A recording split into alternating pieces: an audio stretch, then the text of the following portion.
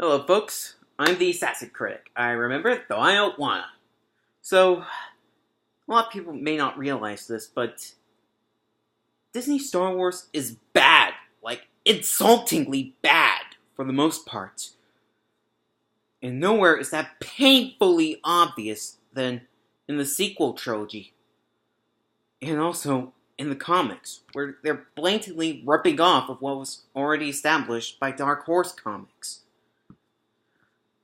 Why I say that? Well, let's go back to what I'd like to call the golden age of Star Wars. After the original trilogy, some people were wondering what happened to our heroes, such as Luke and Leia, and what things were like before the trilogy. Therefore, in response, Lucasfilm and several authors and gamers and comic book writers came together to point out each time frame, such as the Knights of the Old Republic games, or the book series Legacy, which pretty much describes what happens when Luke formed the Jedi Order again. Each of them introduced some new characters and showed us their strengths and weaknesses, such as Nomi Sunrider, who was a mother by the time she took her husband's place, whose name was Andrew Sunrider, in Jedi training about 4,000 years before the Battle of Yavin during the Great Sith War. And not only did she become one of the greatest heroes of the Republic, but she also became the Grandmaster of the Jedi Order. Then there's Mitra Surik, aka the Exile, or Jedi Exile, if you will.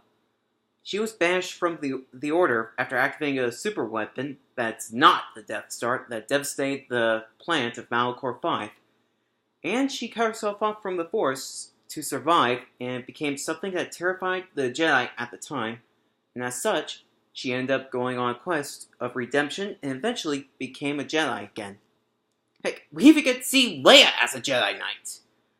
And also, with every book, comic, or games released, they establish rules as to how the Force works, showing it as something like of a science rather than a religion. Such as using the Force, more specifically the dark side, to enhance your weapons. But then came along Disney. And they bought Star Wars and entered Kathleen Kennedy, and she became the head of Lucasfilm. Not long after the purchase was made, they trashed the expanded universe of Star Wars, which had the strong characters I mentioned earlier, and they tried going on their own. In 2015, The Force Awakens was released, immediately sparking a proverbial civil war among Star Wars fans for several reasons. For one, they bastardized some beloved characters, such as Han Solo, and as I said before, they plagiarized from what was already established. And also, one of the most heated topics was making the main character a Mary Sue. For those of you who don't know, a Mary Sue is a character of any work of fiction. The Mary part's for a female character, or for male characters, it's a Gary Sue. Basically, they're flawless just for the plot and no other reason. When being told that her character was Mary Sue, Daisy Ridley, sorry for mispronouncing her last name, if I did, who plays the role of Rey, the character in question, called the statement sexist. However, it has nothing to do with sexist at all, or anyone being sexist. It's a term used to describe a bad character. For those of you who want to know why she's a bad character, I'll explain. Let's look back on Rey's character, shall we? She's a girl from a desert planet, Jakku, and was stuck there since her folks left her when she was a toddler, and was living on her own since then. Basically, what she does is salvage what she could from crashed ships during the Battle of Jakku just to barely survive. And I know what you're thinking. What the heck does that have to do with anything?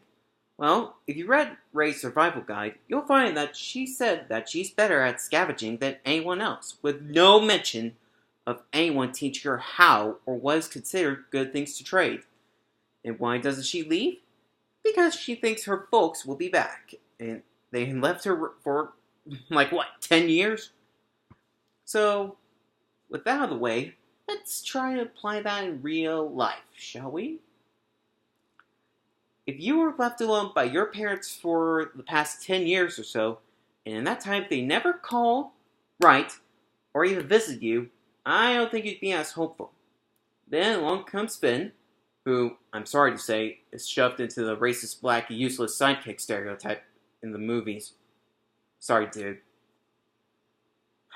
A stormtrooper deserter, and then we see the movie for what it truly is. As we are shown Finn being battered and bruised throughout the movie, while Rey comes out unscathed, even when by all accounts she shouldn't be. For instance, the TIE Fighter attack on Jakku. And also when she shanghaied the Millennium Falcon, she said she never flew the ship before, but for fans who question that, they point out that in her AT-AT home, I don't know, she had the controls of a downed Y-wing bomber. And people claim that's an acceptable excuse as to her knowing how to fly ships. But it's not. Why? Because when last I looked, there's a huge difference between flying a Corellian freighter and a Y-wing bomber. Then we get to how Disney threw any logic Star Wars had for how the Force works out the window and taking a piss on it. For instance, when Rey touches Luke's old lightsaber, the one that Anakin had before he became Darth Vader, and she saw some weird vision of the Force. And after that, we show Disney doesn't give a hoot about trying to make sure the scenarios are believable and realistic, for that matter. That's just the case of Starkiller Base, which is literally a planet with a laser in it, where by all counts is impossible, even in Star Wars terms. And for those of you wondering, no, Starkiller Base is not Ilum. When last I looked, Ilum does not have any trees. Get a clue! Afterwards, we see more of our beloved characters getting an anal raping from Disney when Leia steps in, revealing that she and Han had split up after their son turned to the dark side. Okay, you dumbasses. For those of you working at Disney, listen up, you dumbasses. They would never do this because they loved each other so much throughout the Galactic Civil War that Leia, for God's sake, risked her life and freedom to free him from the carbonite. And what you're doing, Disney, you're basically treating Han and Leia's relationship as if they're having a one-night college stand and they had a spoiled brat.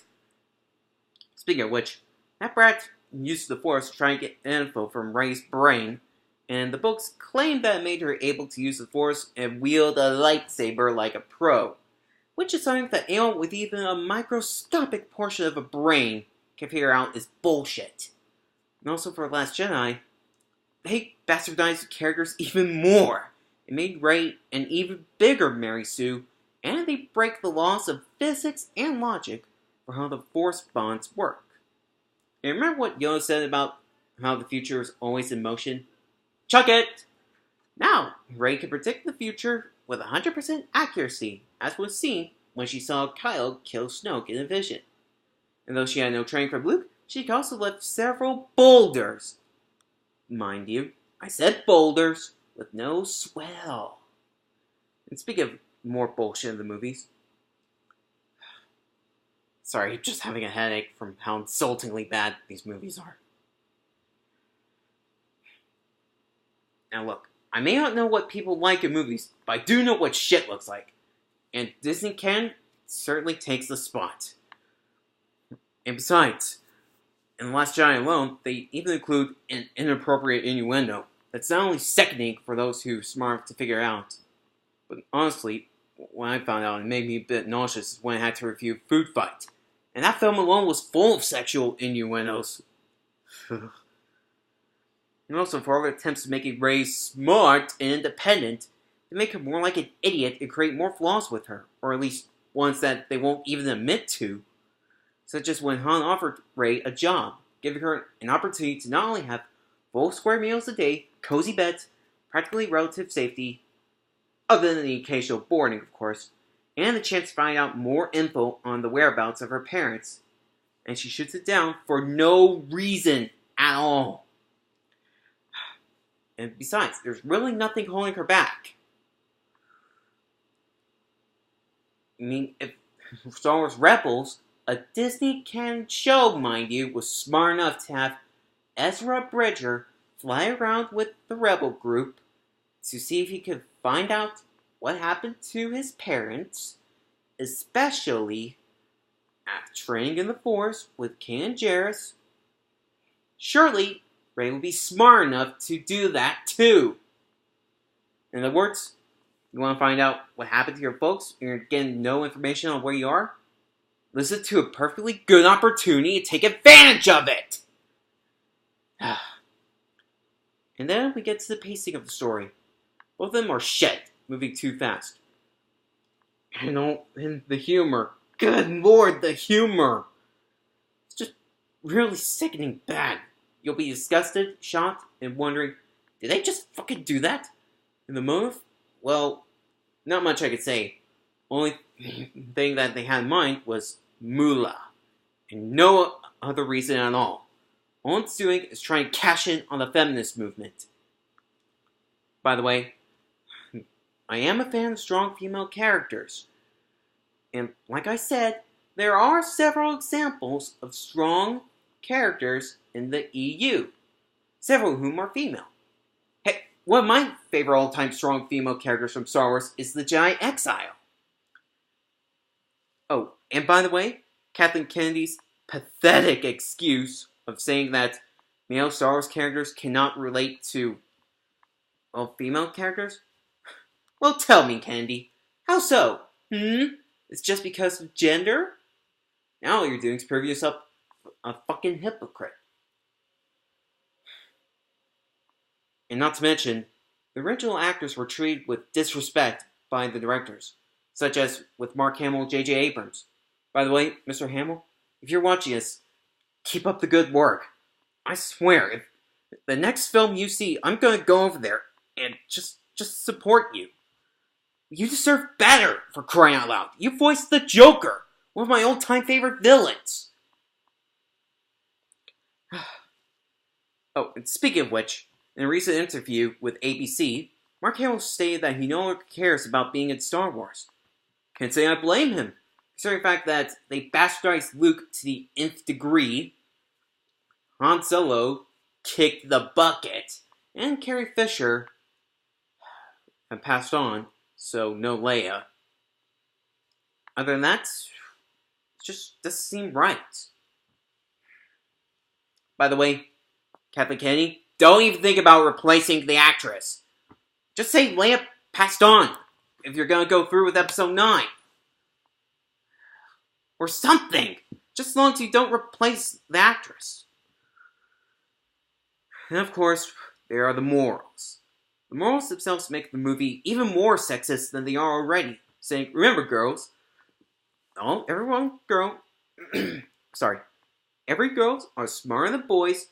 They can get everything right on the very first try without getting any education or experience whatsoever. The boys are dumber as rocks and always botch up in every single thing they do and are selfish, spoiled brats. Even Rey screams that girls don't need to work hard to achieve their dreams or goals. Just try once and you'll get it like that. Go ahead and try it out in real life, such as applying to university or something. So, with that out of the way, you're probably wondering, boy, where did Star Wars take a downfall? Well, let's take a look. Was it the fall of the feminist movement? Sorry guys, but nope. Like I said, I'm a big fan of strong female characters. And besides, they had other problems too back in the day before this came up. Such as how they were treated in society. Look, studying civil rights, you'll understand. Was it the fault of the actors and actresses? No, because they're all good, even the ones that were never heard of before. They're just victims of bad writing. Was it the fault of the fan base for wanting a sequel? No, because they want to know what happened after the original trilogy. So it must be George Lucas's fault for botching up badly on the prequel trilogy, it must be his fault, right? Ah! Wrong again. So, whose fault was it? Well, it started way beforehand.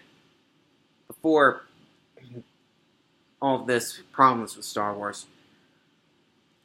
After the prequels, of course. The one moment that made Star Wars seal its doom was when Disney and Kathleen Kennedy trashed the EU and began steering the franchise to jump on the feminist bandwagon. I mean, it was clear from day one that in the films and other media, like I said before, comics, and J.J. Abrams and Rian Johnson simply had absolutely no idea what they were doing, much less what makes a strong female character. They don't care how the characters from the original trilogy were portrayed or the rules of Star Wars as a whole. Now look, I may sound harsh, but how else can I put it? Kathleen Kennedy and the directors and the producers in charge of the sequels just simply had no idea what they are doing. Those of you who are going to call me sexist on it, well, okay then. Let's play a little game I like to call Reverse the Genders, shall we? Would the movies be good if the main leads are male? Honestly, no. Because it doesn't matter if the main characters are male or female. The movies still have suffered from terrible writing, racist points, no consistency, inappropriate moments, unlikable characters, and a messed up story that doesn't even try to follow its own rules or any of the rules of Star Wars.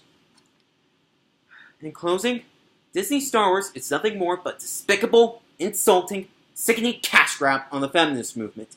If you want to make lead to be a very strong character that's female, fine, more power to you. But leave it to people who know what they are doing. If anything, I'd recommend people see Disney Canon as something else to learn how to not make a Star Wars anything. Okay guys, so that was my first video. Please cut me some slack. I'm the Assassin Critic, and if you'll excuse me, I'm gonna go watch a series that has real strong female characters.